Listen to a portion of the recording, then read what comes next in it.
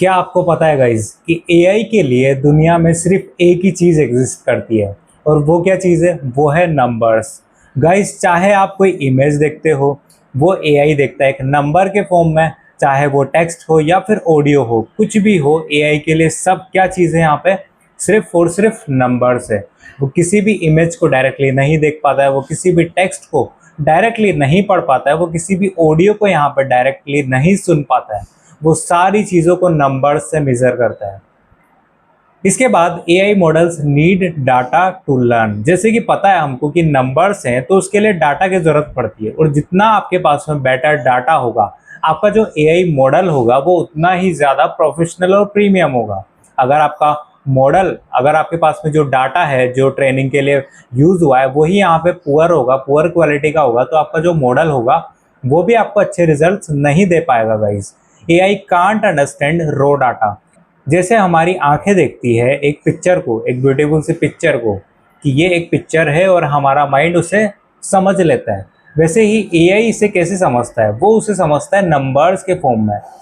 जैसे कि आप लोग देखते होंगे गाइस कि हमारे पास में यहाँ पे एक एचडी इमेज है, एचडी पिक्चर्स है। उसका जब एक पिक्सल हम निकालते हैं तो वो पिक्सल जो होता है एचडी क्वालिटी का, उसमें 1920 इंटू 1080 पिक्सल्स होते हैं, मतलब कि लगभग 2 मिलियन पिक्सल्स।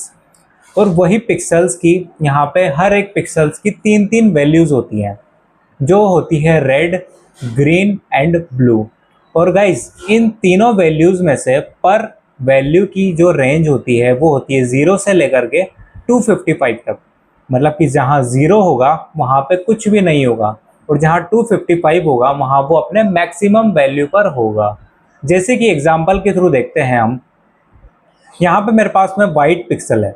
वाइट पिक्सल में मेरे पास में रेड, ग्रीन एंड ब्लू सब कुछ मैक्सिमम होगा। वहीं ब्लैक पिक्सल की अगर हम बात करें तो यहाँ पे मेरे पास कुछ भी नहीं होगा, सब कुछ 0 होगा। लेकिन जब हम रेड पिक्सल की यहाँ पे बात करेंगे तब मेरे पास में सिर्फ रेड की वैल्यू होगी वो 255 होगी, मतलब कि मैक्सिमम। और ग्रीन और ब्लू की जो वैल्यू होगी वो 0 होगी, मतलब कि कुछ भी नहीं, नन। ओके, इसके बाद हम आगे समझते हैं कि आखिर टेक्स्ट कैसे वर्क करता है एक एआई मॉडल में। टेक्स्ट कॉन्टेक्स्ट, जितने भी हमारे पास एलएलएम मॉडल्स हैं वो आखिर किस तरीके से वर्क करते हैं। तो गाइज वो वर्क करते हैं टोकन सीक्वेंसेस पे। AI doesn't understand words directly, first the sentence is broken into tokens. जैसे कि मैंने आपको बताया था कि एआई जो है वो टेक्स्ट को डायरेक्टली नहीं पढ़ पाता है जिस तरीके से हम पढ़ते हैं, वो उसे तोड़ता है। किसके फॉर्म में? टोकन्स के फॉर्म में। आइए इस एग्जाम्पल से समझते हैं। जैसे कि यहाँ पे हमारे पास एक सेंटेंस है, एआई इज अमेजिंग। जब इसे टोकनाइज किया जाएगा तब ये टूटेगा, AI is amazing and dot, ये हो गए इसके टोकन्स। और फिर इन हर एक एक वर्ड का यहाँ पर क्या होगी? एक आईडी होगी जो कि एक नंबर के फॉर्म में होगी। इसी तरीके से जो टोकनाइजेशन सिस्टम होगा उसका एग्जाम्पल के थ्रू यहाँ पे 1 2 3 देख लेते हैं अपन एआई को। इसको अपन मान लेते हैं यहाँ पे 4 5 6 एंड अमेजिंग को मान लेते हैं हम 7 8 9। ये क्या हो गया? एक नंबर का सीक्वेंस हो गया। फिर गाइस इसे जो अपना एलएलएम मॉडल्स है वो किस तरीके से पढ़ता है, जैसे भी चैट जीपीटी है, क्लॉड है, जेमिनाई है। गाइस जैसा कि आपको पता है कि ये बिलियंस ऑफ पैरामीटर्स पे यहाँ पर ट्रेंड होते हैं, ठीक है। तो ये इस चीज़ को कैसे पढ़ेगा? ये इसे नंबर्स में पढ़ेगा, और इस नंबर्स के फॉर्म में ये आगे का वर्ड अपना प्रेडिक्ट करेगा कि जैसे कि 1 2 3 4 5 6 एंड 7 8 9, तो इसके बाद में क्या प्रेडिक्ट होना चाहिए जो कि उसकी लैंग्वेज को मैच करे। तो इसी तरीके से वो आगे का नंबर अपना प्रेडिक्ट करेगा और हमें आउटपुट निकाल करके देगा यहाँ पे। अब इसके बाद हम ऑडियो फॉर्म की बात करते हैं गाइस, तो ये चलता है अपना वेव फॉर्म के ऊपर।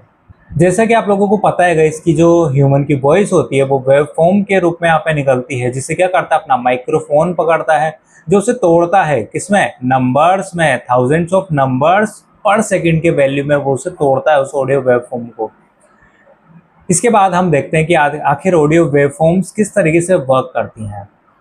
तो गाइस हमारी कोई भी एक नॉर्मल सी यहाँ पे ऑडियो होती है, वो लगभग 1 सेकंड की ऑडियो है एग्जाम्पल के लिए मानो, तो उसके अंदर हमारे पास में 44,100 सैंपल्स पर सेकंड नंबर्स निकलेंगे, जो कि गाइज हमारे पास नेगेटिव फॉर्म्स में भी हो सकते हैं और पॉजिटिव फॉर्म्स में भी हो सकते हैं।